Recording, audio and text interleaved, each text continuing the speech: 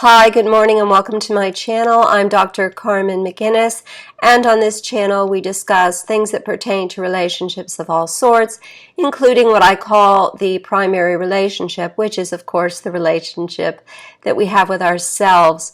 So this morning I come to you with a very important topic. It is currently our eclipse season, and we are about to experience two eclipses. First a solar eclipse and then a lunar eclipse later this month. Solar eclipse on the 2nd and lunar eclipse about 2 weeks later. So eclipse, the whole concept of eclipse just sort of stuck in my head. And it also arose as a topic in the book I'm working on, Raising Your Inner Child. So I thought we would address the topic of what we need to eclipse in life and kind of figuring out what it might be and going through the steps of how to do it, how to actually do it. So typically when I present to you, I present off of a PowerPoint. Today I am presenting just off of notes that will become a chapter a little later today and be uploaded to my website, where I am selling the chapters, a chapter at a time, as they release. The completed in print version of the book will be ready to go by the by the second week of August, sometime in the second week of August. So until then, you're getting it in clips, and hopefully it's been helpful to those of you that have bought chapters. So moving on into our topic, eclipsed. Let's see. So before I begin, I want to make it clear that not all difficult situations should be eclipsed. I'm sorry if that makes this even more difficult for you, but you do have a decision to make. So, clearly things in life should not be difficult. But some things are difficult because they have to be difficult. They're difficult because they are difficult. And we'll talk a little bit more about those and what shouldn't be eclipsed as we go through this talk. But I do want to open with that, because I don't want you, whatever your particular situation is, I don't want you to hear this and think, no, I can't do that, no, I can't do that, because there are things that you do just need to sort through. So indeed, you do have a decision to make. So before you make that decision, you should, number one, be absolutely certain that you don't want what you're about to let go of. Beware falling into the if only he or she, assuming this is a relationship, if only he or she was this trap. If they aren't what you want them to be, they're probably never going to be. And it's not your job to try to change them, nor is it fair to do so. And I would say the same thing about an employment situation. If you're thinking you need to end a job relationship, maybe a long-time job relationship or a business partnership, you probably are not going to, if you're employed by someone, certainly, you're not going to change that job. So it's just really time to move on. So also, before you make this decision, you want to know what your weaknesses are in the situation. If the problem is on you, then certainly you're just going to fall back into that same problem again. Life has a way of repeating itself like that. But if the problem really is, the reason you want to let go really is about the other person or the job itself, then it's time to let go. So when you can't prioritize things, and normally I would tell you to prioritize before you begin, but often we can't prioritize things. So what you're going to do is just sequence instead. You're going to put things into an order of sequence, an order of what you need to do first, what you need to do second. And sometimes as you do that in writing, priorities will emerge out of it. And then also, before you begin, make a list of what your resources are. Resources might be, say, in a job situation, they would be your skills and your talents, how much money you have in the bank to give you time to find a new job. If it's a divorce, then your resources are going to be your shared resources and how you think they might be split, but they're also going to be your resources, like fortitude, or if you're very social and like to make friends, if you have a large friend group, certainly those are huge resources in a divorce. I know my friend group was absolutely key to me in my last divorce 5 years ago. So let's talk a little bit about what and who you might eclipse. Certainly, anything that feels hard. It just is. Now, this is where I want to make a clear point that fighting for the freedom of a country, for instance, or battling cancer, for instance, or in my own case, I have a child with a disability, raising a child with a disability. Things like that are hard, but the rest of life shouldn't be. So you're not going to eclipse those things. Clearly, you do have to have that battle with cancer if that's what you're doing, but you don't have to make the rest of life hard as well. So stop trying to live up to other people's expectations. Anyone who is placing expectations on you that are about them, even if they're saying they're about you, even if they're saying things like you're better than this or I'm ashamed of you, those are really things about them. They're not really about you.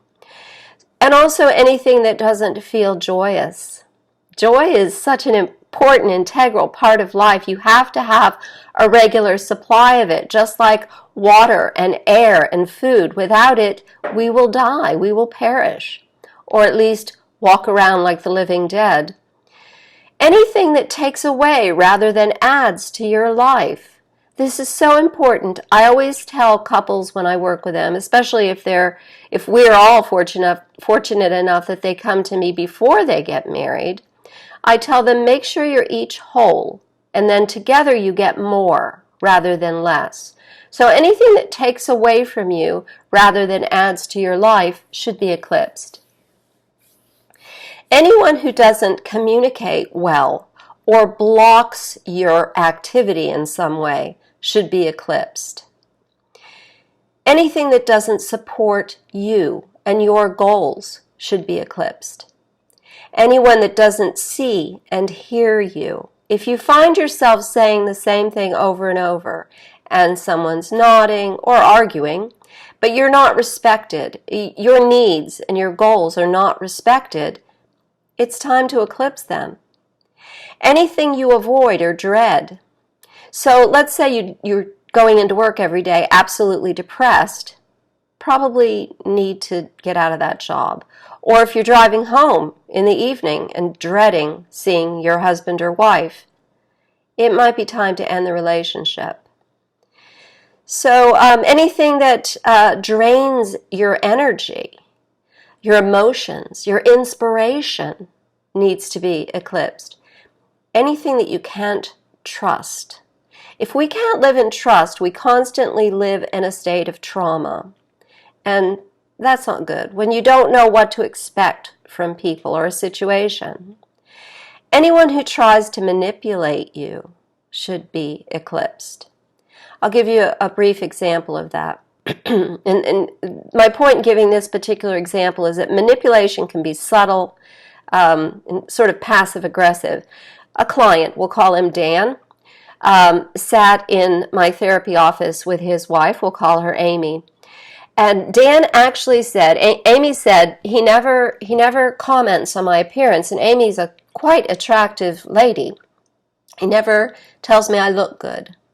And Dan says, well, I don't tell you look good because if I do, you won't try. Wow. I mean, I was floored. I think my chin fell down when he said that, and certainly Amy was shocked. She had no idea that he actually did think she looked good, but that she somehow needed his passive aggression to keep trying to look good. And as we worked through it, obviously, we uncovered that this was not actually a strategy. It was more of a behavior that he had learned from his father. So things like that. So what you're going to need before you actually do this eclipsing of whatever it is you're eclipsing, you're going to need self-love. You're going to need to just forgive yourself, know that this is about you, and you're going to make this right. You're going to make your life better. You need faith that the future is going to come out okay, not only for you, but for the person that you're eclipsing or the situation that you're eclipsing. Generally, when we don't make a good match with whatever it is, a job or a person, a relationship, it's not good for them either. And you're going to need energy because this can be very draining. And you're also going to need commitment. You're going to need to know that this is the right thing to do and then do it. So have faith that those around the situation will understand, and be certain that you are the same person before and after this happens. That the more certain you are that you're not going to change, the more certain that the people around the situation are going to be with you and not against you. I'll give you an example, two examples. One would be a job situation. We're talking about coworkers, or perhaps a boss that has to write you a letter of recommendation. Or in a relationship, we may be talking about our children, whether they're young children or adults. They're going to sense your certainty that this is the right thing for you to do. And sometimes we're talking also in marriages and divorces about our parents, our grandparents, our in-laws who we may not want to upset as well. Sometimes elderly in-laws that we might not want to upset. I know when I got my last divorce, my mother-in-law was one of my best friends before I married my husband. I knew her before him. She was one of my psychology professors, and she was quite elderly when I left him. I had a very long and heartfelt talk with her and told her there was just no option for me. Okay.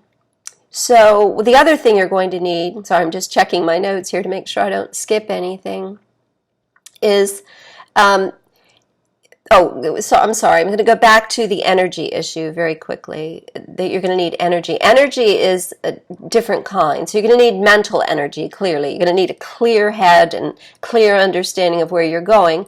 You're also going to need emotional energy. You're going to have to give yourself a lot of pep talks through this. I know myself, when I have to make a decision like this, I talk to myself in the morning when I'm getting ready and just, kind of beef myself up to get ready for what I have to do. And sometimes for days or weeks ahead of time. And then you're going to need something else, and that is a strong gut feeling that what you're doing is the right thing for you. And the gut is somewhere between the emotions and the mind. I don't know. But I find it to be something else. I find it to be kind of a third way. And then you're going to need a plan. So you need to know the reasons. You need to be very clear about the reasons that you're going to eclipse whatever it is that you're eclipsing. Sorry, just checking to make sure everything is going along here properly. Yep, we're in good shape. So you're going to need to be very clear that whatever it is that you're eclipsing it's the right thing, that it needs to go. And then you're going to have to really, I suggest that you write those things down, have them ready when you have the talk with whoever it is that you're having the talk with, because he or she, even if it's a job situation, certainly if it's a marriage or a long-term committed relationship, they deserve to know. They deserve to know why you've made this decision. And the clearer you can make that, the more they're going to accept it. They might want to argue, and it's important that you don't argue back, because then it sounds like you're negotiating. Once you start negotiating and you decide, oh, maybe I'll wait, yeah, we can talk about it later. Every time you back off of a decision like that, you start to break your connection to your certitude. So I highly recommend that you don't do that. If you're in this position, if you're watching this video, you really probably need to do what needs to be done. So what you're not going to need, it's also very important to know what not to carry along with you, because you're going to have enough baggage as you move through this process. So what you don't need is a replacement. So let's say it's a job. You don't necessarily need an immediate job. Now, I want to just say you might need to be prepared to work at Burger King or something like that for a little while, but you don't necessarily need to find your dream replacement job when you quit a job. Sometimes it's actually creating that vacuum in your life that allows you the space to fill it with what you do want. And certainly the same is true in a relationship. I do not recommend that you go out and find the girl or boy of your dreams before you end your marriage. That's just not really quite fair. In fact, and I'm probably giving away too much about myself here, but in my second divorce, I realized I kind of was attracted to somebody else. And I thought, this is weird. This shouldn't be happening. And I didn't act on it. I ended up divorcing my husband for that and other reasons. The other reasons being what opened my heart to be attracted to someone else. Other reasons like he drank too much. And in the end, I never did go out with the other person at all, ever. But it was a wake-up call for me. So you don't need a replacement. You just need to know that there are people out there for you, or something is out there for you, a better life. If you do have a replacement, you don't need all the, and it happens. You know, people meet people and they become interested, and then they decide that divorce they've been wanting for years and years has got to happen now. It probably should have happened anyway, but now's the time. So what you don't need at that point is you don't need all the answers.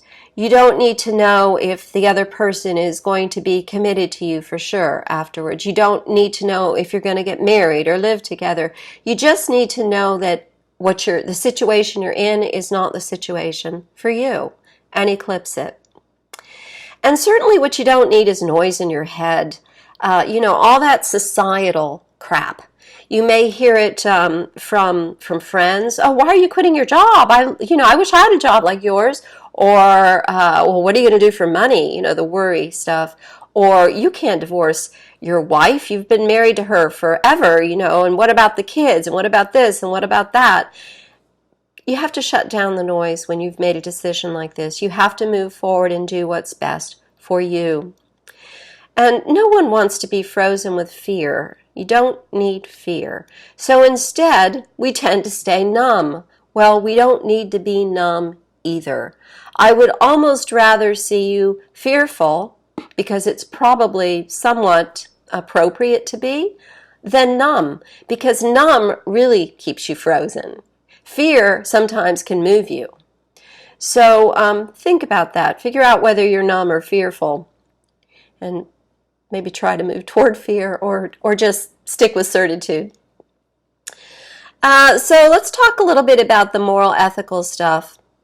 So you're weighing the possibilities, certainly, and you're weighing, and you're weighing, and you're weighing, and 10 years later, you're still weighing.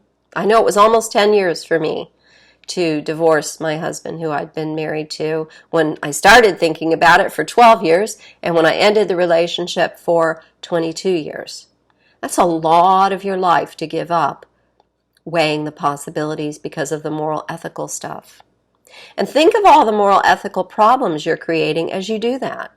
You may engage in a relationship with someone because you're weighing things.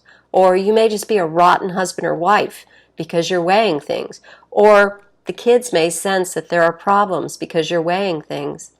So weigh for a while and then make a decision. And simply determining that it really is what you want is hard enough. Now that you're weighing whether it's worth hurting them or not, you add that to it. You have to focus on whether it's good, the right decision for you. If it is, hurting them is going to be a temporary thing that probably in the end, as I've already said, is going to be better for them. So you also might be weighing whether all the pain is worth the drama to other people, like children or coworkers who are left behind without you to do all the work, which is what you were doing before. Or if you're selling a business, perhaps. I know I've done that too, and that was really hard. A lot of moral, ethical issues involved in that. Again, it's going to be the most moral thing to do if it's right for you, because it's also fair to everyone else. You're acting from a position of honesty. And certainly beware the dichotomy. It is possible to both end your marriage and keep your home or your kids. It's possible to quit a job but stay friends with coworkers and even stay cordial with your boss. So beware that dichotomy, because it is possible to negotiate these things. And I'm not saying you're going to have everything your way. I'm not saying that your wife or husband is just going to move out of the family home and say, oh, sure, you deserve the house. But there are ways to work your way through this. There are steps. And the steps you take are key, and that's why I recommend a sequence of events. And always keep your options open as to how you can get out of a situation. If an employer says, I understand where you're coming from, is there any way you can stay for the next 3 weeks instead of 2 so that we can get through this project, then certainly that's fair enough. But if your wife says, is there any way you can stay until our daughter graduates graduate school, it's probably not fair enough. Or until my sister gets married, until her wedding is over, or until my mother dies, or whatever it is. You know, this is less easy. These are less easy things to do, and will really only start that pattern of not doing what you know needs to be done, so that eventually it never happens. So let's see where we are here. So I want to make sure I have everything. Okay. So yes, you have to think about others, but you don't have to go backwards in that process. I think I pretty much made that point. And in fact, he or she, let's say it's a relationship, deserves someone who wants to actually be with them. If you can't imagine that right now because you think he or she is just drinking too much or has gained too much weight or isn't a nice person anymore, whatever your gripes are, maybe they're going to learn a lesson from what you do. But this isn't about teaching them a lesson, and that's really not on you. The point is that you have to do what's best for you, and they're going to get out of it whatever they get out of it. Once you're out, you're out. That's the point. What they think of you is mitigated by your reasons. Remember that. So be clear on your reasons. You know, I no longer have feelings for you is hard to argue. I mean, what's somebody going to say to that? Oh boy, I asked that question, but I have had clients who literally, husband or wife, will just sit there, hear their partner say that, and then look at them and say, I just don't want anything to change. The point is you want something to change, so it's got to change. So be honest, even though it's hard sometimes to give those reasons, but you have to be honest. And don't justify your reasons. Just be honest. If someone's gained 40 pounds and they're not appealing to you anymore, you might just have to say it. And don't wait around for I'm going to lose weight, because they haven't.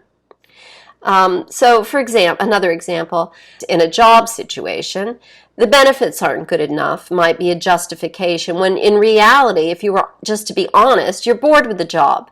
You've grown beyond it.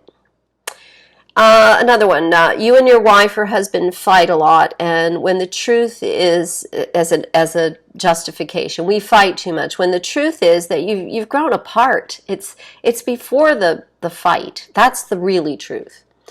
You share nothing in common but 2 kids and a house. When you organize your thoughts and feelings before you put it out there, before you break the news, you lay the path for yourself and the other person in this conversation, regardless of what's happening right now. You used to love this person, or job.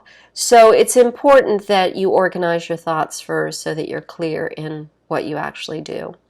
And for the children, it's important too in a divorce situation, because they'll sense from you that this is the best thing for everyone, not just for you, but for everyone. So how to actually do it, how to actually break the news. I think most people know how to quit a job, so I'm not going to, and it's not as traumatic as ending a relationship. So I'm just going to talk about relationships here, how to actually do it, how to break up. First of all, you need to do it in person, and that's not to say you might not have paperwork in front of you, reasons, so that when they say, oh, and they're crying, and you can't do this to me, to us, etc., to the children, you don't just freak out or feel bad. You actually have the reasons in front of you. They're there in your hand, and you can go through them with them. And it gives you something to look at, too, rather than watching them cry. And you want to be very, very clear and concise. And this next one is just so important. You have to have a tone of finality. You have to make it clear that your decision is made and you're done. Absolutely no flip-flopping or persuasion should be allowed. Provide reasons, answer all questions that they have, but have a limited time. If you start hearing the same questions over and over again, just say, I've already explained that. I need to go. And then go no contact if possible. Clearly, if there are children involved, you can't go no contact because it'll freak your kids out, and or if you have the kids, it'll freak their other parent out, and the kids too. So you can't do it if there's kids involved. But if there are no children involved, I highly recommend no contact. If there are children involved, keep the contact about the children and any other details that have to be worked out, not about rehashing this conversation over and over again. If you go back and start a pattern that makes it hard to ever really let go. So don't go back and start that pattern. She'll stop believing you, he'll stop believing you, and guess what? You'll stop believing yourself. So, and 10 years will go by, so don't do that. Be prepared to feel horrible afterwards.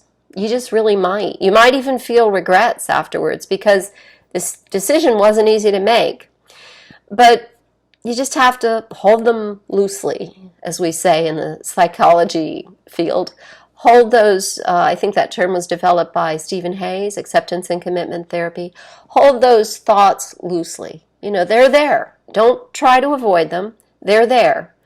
But don't hold them in your heart. Hold them out here. Be prepared to experience regret. She's become a habit, or he has become a habit for you, a pattern. It's hard to break old habits and old patterns. You have to let that heal, but don't make that healing about them. Don't say, oh, maybe we could go out to dinner, I miss you, when you've just broken up with someone. Let it heal on your own. You're going to have to sort through that. And definitely, absolutely, make plans for immediately afterward. Stay busy. And that's not a way of avoiding the regret or the feeling bad about what you just did or any of that. It's a way of just staying busy so that you're not obsessing about it. You're not rehashing the conversation in your head and maybe start thinking, oh, I should have said this, I should have said that, and then texting them more information, which to them is going to feel like nothing but a negotiation, like the door has been opened for negotiation. So don't do that. So make definite plans for immediately afterwards, preferably a plan that you have to follow through on. So you're meeting someone or you're going to see a movie or something that's about to start, something that has a schedule involved in it, so that you can stay busy at least for a couple of hours. So that's what I have for you today. I know it was probably a lot, but it's a huge topic and one that I think is so important. I'm pushing here on 30 minutes, so I'm just going to say goodbye, and I'll see you midweek with my midweek sneak peek as to next week's topic. See you soon.